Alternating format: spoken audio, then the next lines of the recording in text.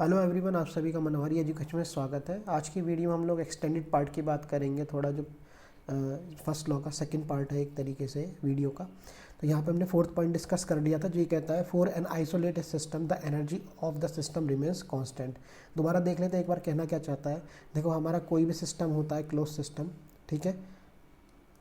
तो close system में अगर वो आइसोलेटेड है, ठीक है, इफ़ आइसोलेटेड, तो इसका क्या मतलब होता है, मास ट्रांसफ़र, क्योंकि क्लोज सिस्टम है वो तो ज़ीरो होगा ही होगा, और साथ में एनर्जी का जो ट्रांसफ़र होता है वो क्या होगा, एनर्जी का ट्रांसफ़र भी वो ज़ीरो होगा। अब देखो, जब एनर्जी का ट्रांसफ़र नहीं होगा तो इसका क्या मतलब है, this implies no change in energy, ठीक है।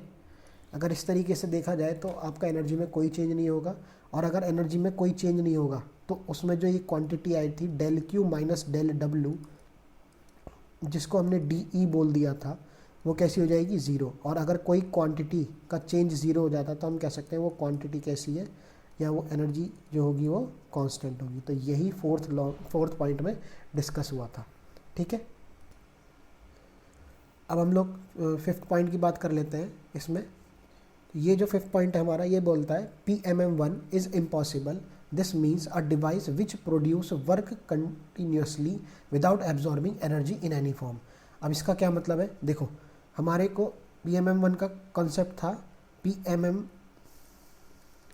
इसका फुल फॉर्म क्या है, परपेचुअल मोशन मशीन, ठीक है, ऑफ फर्स्ट काइंड, ये इसकी फुल फॉर्म है। अब इसका क्या मतलब होता है, परपेचुअल का मतलब नेवर एंडिंग, ठीक है। तो एक ऐसी मशीन बनानी थी, इसका कॉन्सेप्ट ये था कि एक ऐसी मशीन बनाई जाए जो कभी भी ना रुके, ठीक है, या जिसका मोशन कभी भी ना रुके। मगर ये कैसी मशीन थी, ये एक ऐसी मशीन थी जो काम करती रहे, कैसा, वर्क प्रोड्यूसिंग, ठीक है, वो भी कैसा, कंटिन्यूसली, ठीक है। तो आउटपुट कैसा मिलता रहे, वर्क नेट तो मिलता रहे हमेशा पॉजिटिव, ऑलवेज। मगर कंडीशन क्या थी, कंडीशन ये थी कि ये मशीन कुछ इनपुट ना ले। तो इनपुट क्या होना उसका, ज़ीरो। एनर्जी क्या होनी चाहिए, ज़ीरो। कोई भी एनर्जी लिए बिना वो हमारी मशीन नेटवर्क आउटपुट पॉजिटिव दे। अब ये कैसे हो सकता है, देखो, इंसान होता है, इंसान को भी काम करने के लिए खाना चाहिए, ये तो इंसान की बनाई हुई मशीन है, ठीक है, तो ये भी काम नहीं करेगी। तो ये थियोरेटिकल कॉन्सेप्ट है, थियोरेटिकल कॉन्सेप्ट। और ये बेस किस पे है, ये है बेस फर्स्ट लॉ पे। तो ये क्वेश्चन आता है कि फर्स्ट लॉ पे कौन सी मशीन बेस है, ठीक है, तो वो PMM1 है। तो यहाँ पे यही बताया गया है PMM1 कैसी मशीन है, कि एक ऐसा डिवाइस जो वर्क को कंटिन्यूसली बिना किसी एब्जॉर्ब ऑफ एनर्जी के करे, ठीक है, प्रोड्यूस करे। तो एनर्जी एब्जॉर्ब हो नहीं रही है, कोई मशीन में हमने कुछ डाला, ठीक है, उस एनर्जी को, ज़ीरो एनर्जी को, और वो उससे नेटवर्क आउटपुट मिले ही जा रहा है, ठीक है। तो ऐसा पॉसिबल नहीं है। अब देखो, इसके बाद आता है और भी इससे इम्पॉर्टेंट टॉपिक, ये सबसे ज़्यादा इम्पॉर्टेंट है इसके लिए, expression of first law of thermodynamics for various processes, या इस तरीके से कौन कौन से अजम्पशंस हम ले सकते हैं, उनके बारे में यहाँ पे बात करी गई है। यहाँ पे सबसे पहले हमें एक्सप्रेशन दिया गया है del Q is equal to D E plus del W. देखो, ये जो एक्सप्रेशन है इसकी अपनी कुछ वैलिडेशंस है, अपनी कुछ कंडीशंस है, ये कब लगाया जा सकता है।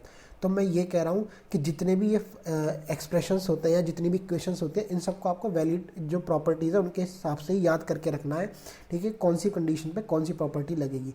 अगर आपने कंडीशन भूल गए, प्रॉपर्टी या प्रॉपर्टीज़ भूल गए, कैरेक्टरिस्टिक भूल गए, और आपने ये इक्वेशंस लगा दी, तो गलत हो जाएगा आपका न्यूमेरिकल, ठीक है। तो आपको ये वैलिड जो है इनको यहीं देखना है। तो ये जो कंडीशन है, ये जो इक्वेशन है del Q is equal to D E plus del W, ये किसके लिए वैलिड है, क्लोज सिस्टम होना चाहिए, साइक्लिक नॉन साइक्लिक कोई भी हो, रिवर्सिबल इरिवर्सिबल कोई भी हो। तो मतलब एक तरीके से इसका जनरली आप देखो तो क्लोज सिस्टम के लिए ही ये वैलिड होगी, ठीक है। तो आप क्लोज सिस्टम और उसको कैसे भी फिर लगा सकते हो। तो ये तो एक तरीके से आपकी एक जनरल इक्वेशन होगी। इसके बाद आती है हमारी थोड़ी मेन इक्वेशंस आती हैं। यहाँ पे देखो, ये है सेकंड इक्वेशन, ये बोलती है del Q is equal to D U plus del W. अब देखो पहली वाली में डी ई था, अब ये डी यू हो गया। इसका मतलब क्या है, देखो एनर्जी जो होती है हमारी वो कैसी होती है, काइनेटिक एनर्जी होती है प्लस पोटेंशियल एनर्जी होती है प्लस इंटरनल एनर्जी होती है। ठीक है, ये हमने माइक्रोस्कोपिक और माइक्रोस्कोपिक कॉन्सेप्ट में कर लिया था। एनर्जी के दो पार्ट होते हैं, तो ये वाला जो पूरा पार्ट था, ठीक है, ये जो पूरा पार्ट था ये हमारा क्या होता है, माइक्रोस्कोपिक एनर्जी। ठीक है ना, ये माइक्रोस्कोपिक एनर्जी। हमने क्या किया है कि इस केस में, इस वाले केस में हमने ना काइनेटिक को लिया है ना पोटेंशियल को। क्यों? क्योंकि हम ये मान के चल रहे हैं कि सिस्टम स्टेशनरी है, पूरा का पूरा सिस्टम जो है वो हमारा इन बल्क मूव नहीं कर रहा है। ठीक है, ये हम मान के चल रहे हैं। समझ में आ गया? तो इसमें जो वैलिड होना है कंडीशंस, मतलब किन के लिए वैलिड है, वो क्लोज सिस्टम के लिए, स्टेशनरी सिस्टम के लिए और रिवर्सिबल और इरिवर्सिबल के लिए। ठीक है, तो रिवर्सिबल इरिवर्सिबल कुछ भी हो, क्लोज्ड स्टेशनरी होना चाहिए। तो ये इंपॉर्टेंट पॉइंट है, क्लोज्ड और स्टेशनरी, ये दो आपकी कंडीशन होनी चाहिए, तभी आप यहाँ पे डी ई की जगह डी यू लिख सकते हो। क्यों? क्योंकि एनर्जी का कौन सा फॉर्म बचा है, केवल इंटरनल एनर्जी, और इंटरनल एनर्जी को यू से डिनोट करते हैं। ठीक है, इतना आपको ध्यान रखना है। अब ये जो डेल डब्ल्यू की बात है इसको देख लेते हैं। देखो ये जो डेल डब्ल्यू है आपका, ये डेल डब्ल्यू में ऑल द वर्क्स आते हैं, all types of work.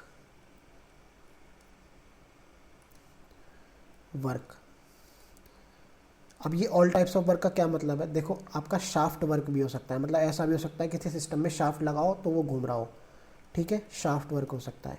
Plus आपका इलेक्ट्रिक वर्क हो सकता है, किसी सिस्टम में बैटरी लगी हो तो उसके इलेक्ट्रॉन्स काम करें। प्लस और क्या हो सकता है, आपका बाउंड्री वर्क हो सकता है, जो अब तक हमने पढ़ा था, बाउंड्री वर्क या फिर पीडीवी वर्क।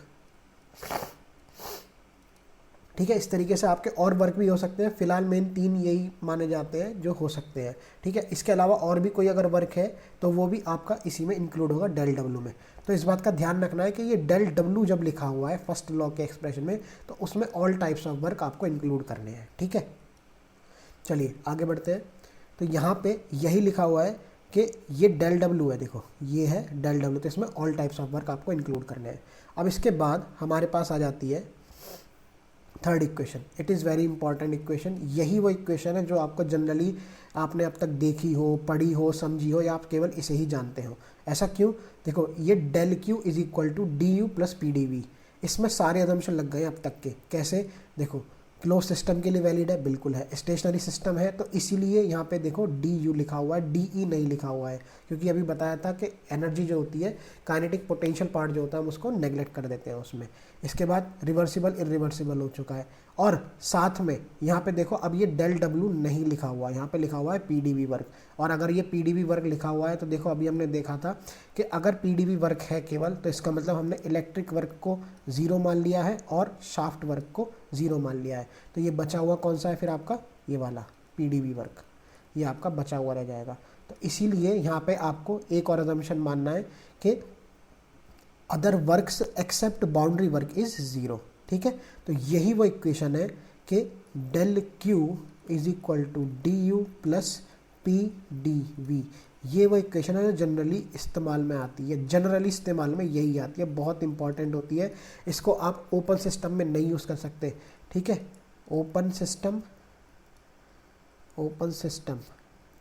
नहीं यूज़ कर सकते। ठीक है, फॉर ऑल वर्क अगर लिखा हुआ है तो यूज़ नहीं कर सकते। अगर लिखा हुआ है आपका कि नॉन स्टेशनरी है ये, ठीक है, तो आप यूज़ नहीं कर सकते। ठीक है, इसके लिए यही कंडीशंस हैं। अगर आपको न्यूमेरिकल में कहीं भी ऐसा दिख जाता है कि इसके अलावा कुछ और कंडीशन है, तो आप उसके हिसाब से ही ऊपर दी गई जितनी भी इक्वेशंस हैं उनको चूज़ करोगे। ठीक है, और किस तरीके से आपको वो कंडीशन सेटिस्फाई होंगी उनको आप देखोगे। ठीक है, तो यहाँ पे हमारा इक्वेशंस ऑफ फर्स्ट लॉ पूरा होता है। ठीक है, इसके बाद जितनी भी हमारी फिर वो होगी वीडियोस, उसमें हम आगे की बात करेंगे कि हीट वगैरह कैसे निकालते हैं और किस किस प्रोसेस में कैसे कैसे हमारी हीट्स इंटरेक्शन होंगे। Thank you for watching this video and stay tuned.